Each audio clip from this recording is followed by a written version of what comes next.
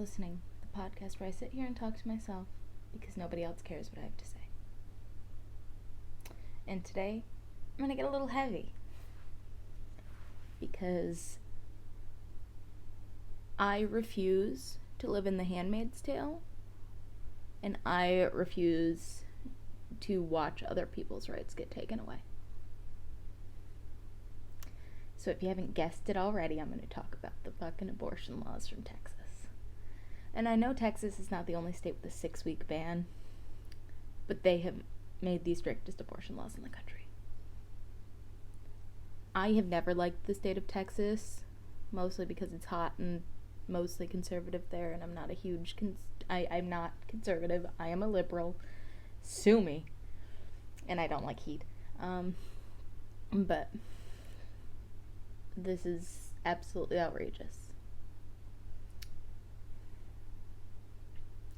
So let's go. To start out, I live in New York. New York is on the lenient side with abortion laws. I know that for medical purposes, we can terminate up until the very end, but I don't know where the cutoff is for non-medical purposes, but I'm also going to bring up that point right now. There is nobody who is knowingly pregnant up until 28 weeks and just sitting there like, okay, now I don't want this baby anymore, and aborting it. That's not a thing. That is not a thing. Are there people who don't know until that point? Yes. Are there people who have abortions at that point? Yes, but usually, I don't know the actual statistic number here, because I don't think that this is like a reported case, but I would bet that it is 98 to 99% of those cases where someone's having an abortion that late, they are doing it because there is a very minimal chance, if any, that that baby will survive, and there's a very high chance that that mother will die. And it is a hard choice to make. And I am a mother. I have a 1-year-old son. And I will be the first one to tell you that nobody should be made to go through that. My pregnancy was not that hard. I did get sick a lot, but in the grand scheme of things, it was not that hard. But I hated every second of it. And I don't know that I would ever do it again. I love my son. I wouldn't trade him for the world, and he is my best friend and my favorite thing that has ever happened to me. But pregnancy is torture. Every single second of it. If you love being pregnant, then that's okay. I think you're weird. I think you're wrong. But it is not for me to say whether you love it or hate it. I hate it. And that is my right to hate. I am allowed to hate it. I could not imagine what it is like to have to go through something so tough and then give your baby up for adoption, because the amount of physical toll on your body is a lot. I also could not imagine what it would be like to have to be pregnant and not be given the choice to terminate. And birth is its own thing. Pregnancy sucks. It's hard on your body. It can kill you, and it's absolutely miserable. Giving birth is dangerous. And if it weren't for modern medicine, I'd be dead right now. Because when I had my son, I was in labor for several days. I had induction meds pumped up as high as they possibly could. I only got to eat because they turned the medication off to let me eat, and then they had to start over, and they had to slowly turn it all the way back up. But they couldn't just let me not eat for all that time because I went to a good hospital. If your hospital doesn't do that, I'm sorry. And then I still, after pushing and trying so hard and going through all that. I dilated to 10 centimeters. I pushed in multiple positions. I got the epidural for like the last 10 hours of this labor process. It was like a 50 something hour labor process. It was fucking long. And I had been in prodromal labor for a week before that, which was worse than anything else. And then I still had an emergency C-section. So, without modern medicine, I don't think I'd be here nowadays. I don't think my son would be either. So, that just goes to show how dangerous pregnancy can be. I know a lot of women who have been in far worse situations than me. And with me having an easier thing and still having it be so bad, I can only imagine what it would be like to have something truly like a really rough pregnancy. Or one that was completely forced upon you, because at least my pregnancy, I mean, yeah, I'm young. I'm only 21. But it is with a loving partner who I have known for many years. We live together. We are very close. We are very happy together. And I couldn't imagine having a baby with anyone else. There are some people who don't get that choice. I'm an adult. There are children who are going to be forced to have babies now and not given a choice. Because 6 weeks is not enough time. Because the first 2 weeks of your pregnancy are from the last day of your period until you ovulate. So when that egg is fertilized, then you are between 2 and 3 weeks pregnant the second it gets fertilized, and you cannot detect that on a test until you're 4 or 5 weeks at the very earliest. You can't just find out at 2 weeks. It's not how that works. And most doctors will not see you until you are above 10 weeks or 8 weeks or something. So this law is meant to try and overturn Roe v. Wade without getting the Supreme Court involved. And the Supreme Court right now is a bunch of pussies.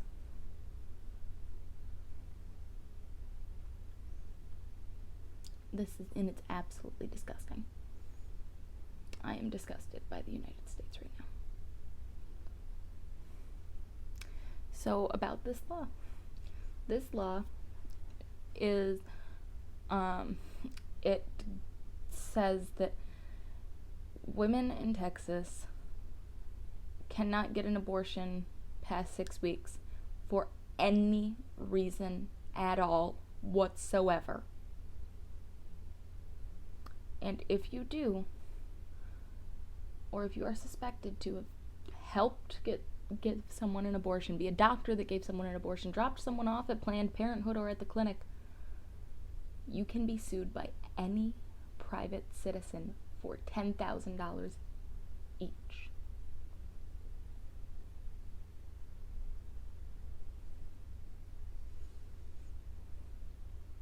That's the country that some people really think that we should be living in.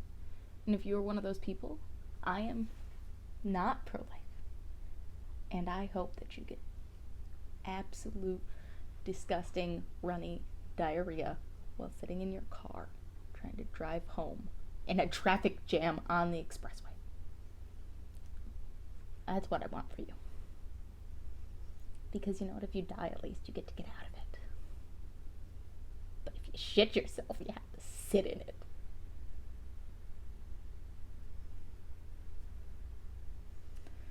So let's talk about what that means for women in Texas.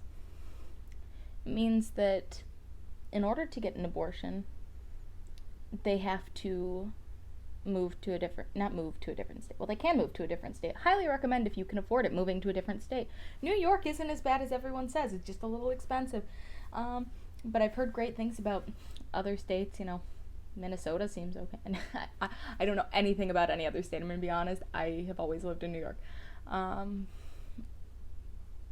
But they have to leave the state and come to a better state to get the services that they need, which is an incredibly expensive thing, first off, because assuming that you don't have anyone you can stay with there, you have to have transportation costs.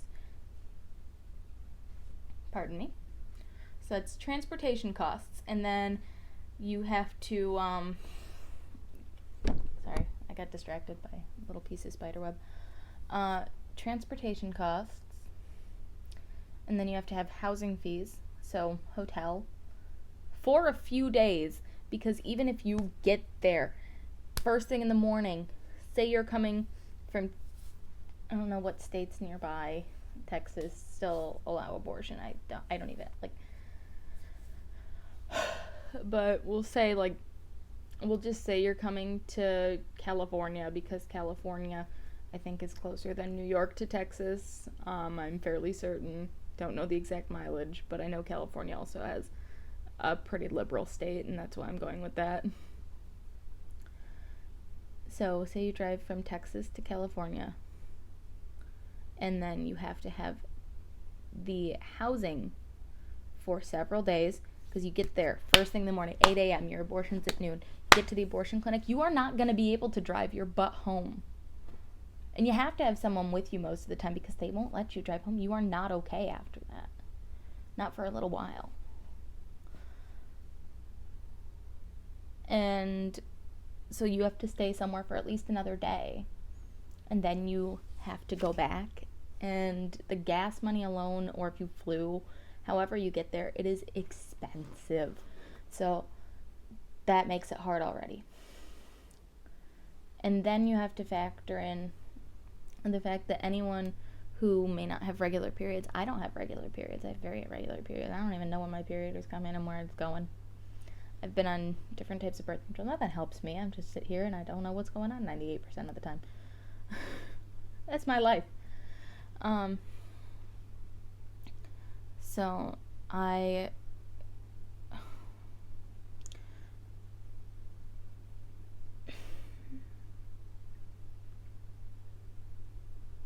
sorry, I'm just so frustrated. I wouldn't know by 6 weeks. I didn't know by 6 weeks. I could not even begin to tell you. I had what seemed like a period while I was pregnant. That's very common. And so you have to work, like, what are these women supposed to do? Are they supposed to just sit there and take pregnancy tests every week? Here's some of the common arguments I see about this from men and some, like, psychotic women. Because if you are so crazy that you think that that's enough time, then you are stupid. Actually, you know what? We'll circle back to arguments in a second. Medical necessity. Ectopic pregnancies are not exempt from this law. Ectopic pregnancies means a pregnancy that is not implanted within the uterine wall, which means it can be in your fallopian tubes. If you let a baby grow in your fallopian tube, you will die. You will die. There is not a survival rating there if you just let that happen. Your best chance, if that happens, and this is not uncommon, not to say that it is like an incredibly common thing, but it is something that, you know, will happen if an ectopic pregnancy that is implanted within the fallopian tube goes unnoticed. Then your tube can rupture, and that is a medical emergency. You can be rushed to a hospital, and I don't know the exact statistics here, but from my understanding, it is pretty common, if you catch it in time, that they can just remove the tube. And not that this is an easy procedure, it is surgery, but they can remove the tube, and then you will just have one fallopian tube and your uterus. And it makes it harder to get pregnant in the future, which, I mean, some people want that and some people really don't. So that makes it much harder to get pregnant in the future, because you just lost one of your fallopian tubes, which are where the egg travels from the ovary to the uterus. but that is not exempt. Other options for ectopic pregnancy, I have heard of cases where it implants in like your bowel, so like your intestinal area. And I remember I was watching a like Mama Dr. Jones video where she was reacting to that happening to someone and the baby did live, but it was like a very dangerous, extreme case that's not common at all. She had said that she had maybe read a study on it once, and she doesn't even know if it was the same person that they studied that she was reacting to. So it may have only been like a one-time thing that was recorded. I just hit my microphone. I'm really sorry. Or if it's happened twice, but it's only happened a handful of times is the point. That is not common, and it is still not really a safe thing to be happening. It's not like if you find out that you're pregnant and your baby is embedded in the bowel of, like, in your bowels, in your intestinal area, that's a safe idea. Like, I don't know how I would respond to that particular situation because I've never been in it. But I'm sure that, like, I know that would be considered high risk at the very least. They also don't make exceptions for rape and incest, and I know people will be like, oh, well, less than 1% of abortions happen because of rape and incest. That doesn't matter. That is still 1%. Like, COVID, they're like, oh, well, it kills 1% of people or something. That doesn't matter, because there's people dying. If you had a daughter and she got raped, would you be like, oh, sorry, my little 11-year-old sweetheart, you have to carry this baby? You have to give birth from your tiny little prepubescent, like barely pubescent, toddler 11-year-old body? That's disgusting. You're a disgusting person if you really think that should be allowed. And I hate you because I'm allowed to hate you, because I'm not Christian and I don't have to love everybody. Or, now we'll get into the arguments a little bit more. Or incest, where it is often forced, and even if it's not, it can result in severe brain defects and developmental delays for that child. You are truly doing a disservice to anyone by doing that. Like, I'm heated. I get heated over this. And then I hear the arguments that the Bible says that we should abort babies, or not abort babies, excuse me. But, now, like I said, I'm not religious.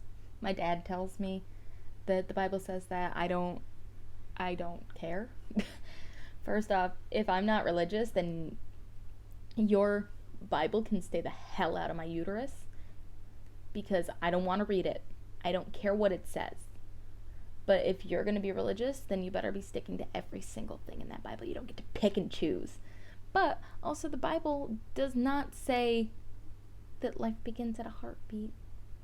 It says that it begins at the first breath.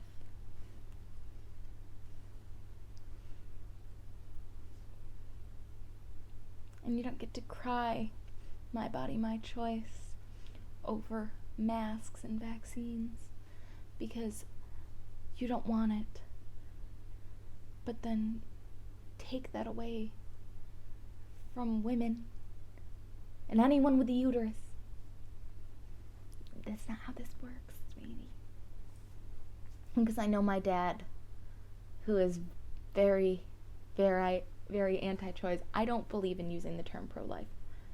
You are anti-choice. And you are anti-woman. And you are pro-pedophile, pro-rapist, pro-forced birth. You are not you're pro-life. Pro-choice is the choice to choose what happens to your body. Pro-life should mean that you care about the lives of everybody, not just the lives of an unborn fetus or an embryo, because it is a clump of cells. That is all it is. If you look at a 6-week ultrasound, you'll see a little tiny dot. That little tiny dot doesn't mean the same as the human being that is being forced to carry it.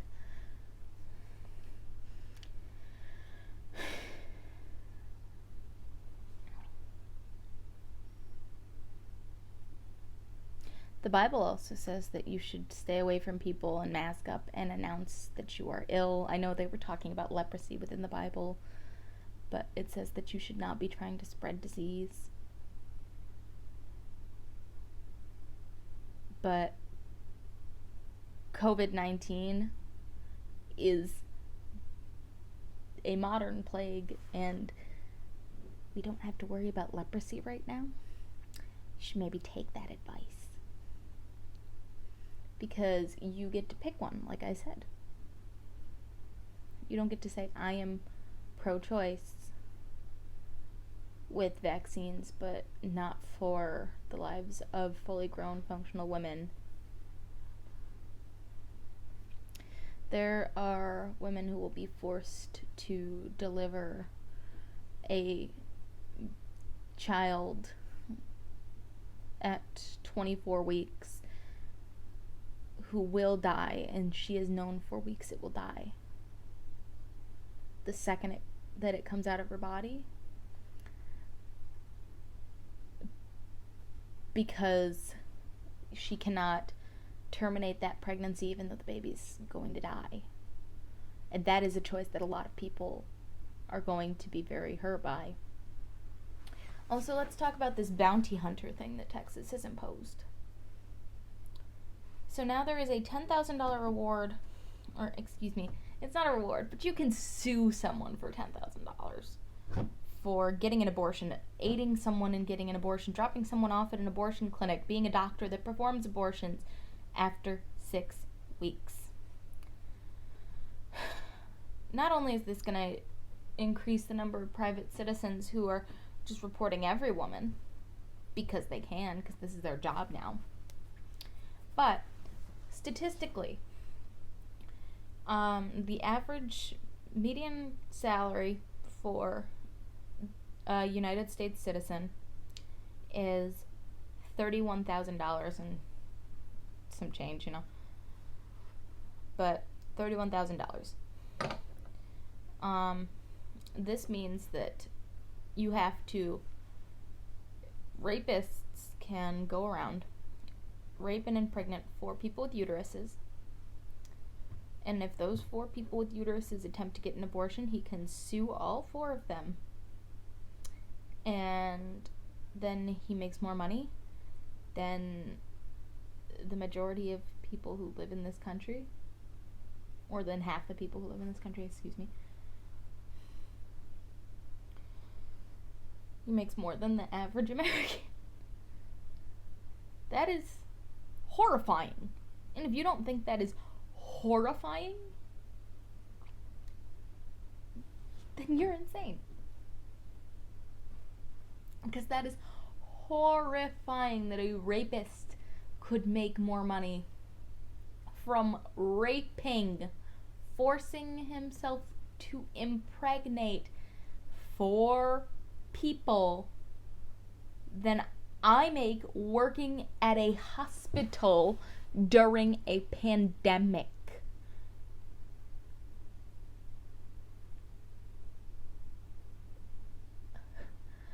I'm so heated. I'm so heated.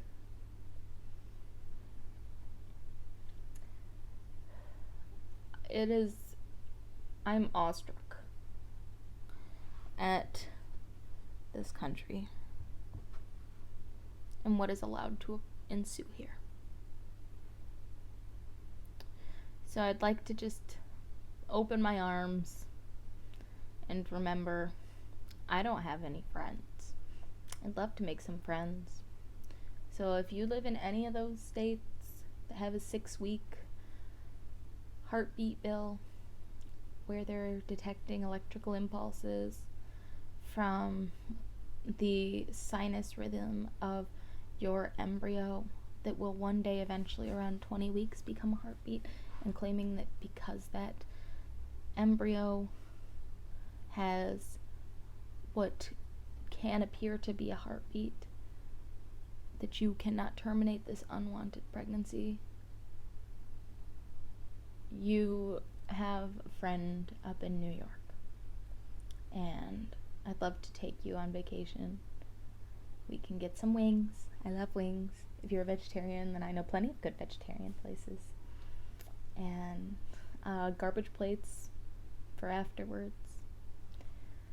And then I can take you to Niagara Falls if you want.